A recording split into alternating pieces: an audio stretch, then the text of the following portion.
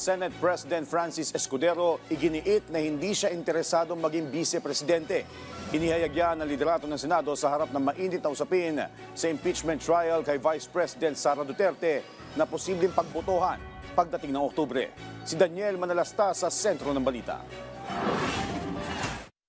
Nanindigan si Senate President Francis Escudero sa kanyang tindig hinggil sa pagsasagawa ng special session para umarangkada na ang impeachment trial ni Vice President Sara Duterte.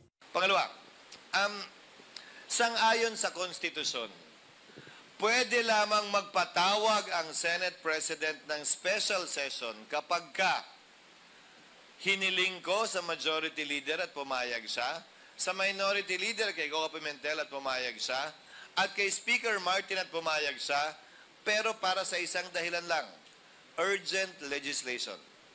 Ang impeachment ay hindi urgent legislation. Tinabla rin ni Escudero ang posibilidad na siya ang pumalit sa VP sakaling magtuloy-tuloy na nga na maalis sa pwesto si VP Sara. Katunayan, pinag-iisipan na rin daw niyang hindi na tumakbo sa 2028 kahit may pagkakataon pa siyang ma-re-elect bilang senador. Hindi ako interesado maging vice.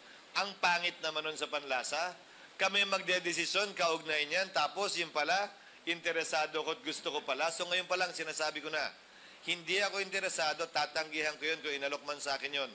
Hindi tama at hindi dapat ginagawa yun. Ang tansya ni Escudero, sa Oktubre ngayong taon magbobotohan na sila hinggil sa impeachment. Dahil dyan, pamati ko dahil masobra sa 3 bulan, 2 bulan ang trial.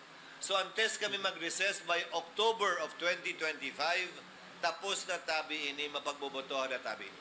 Alagad, igwang pre-trial na pigsasabi ako. Kung masusugan ta ang pre-trial, mas makaskas ining proceedings. Nilinaw naman ng Malacanang na mainam na ang Senado ang mag-request kay Pangulong Ferdinand R. Marcos Jr. na magkaroon ng special session para umarangkada ng impeachment trial. Hindi raw kasi magandang tignan kung mismo ang Pangulo ang magpapatawag ng special session sa Senado, lalo na't may mga isyong siya ang nasa likod ng impeachment. But if you will look and read the provisions of the Constitution, you will see po, to forthwith proceed. Alright? Pero wala pong makikitang time element. Is it to forthwith proceed even during recess? Because they can proceed definitely if there is session. There's no question about that. But to proceed during recess, gray area po yan sa Constitution. Daniel Manalastas para sa Pambansang TV sa Bagong Pilipinas.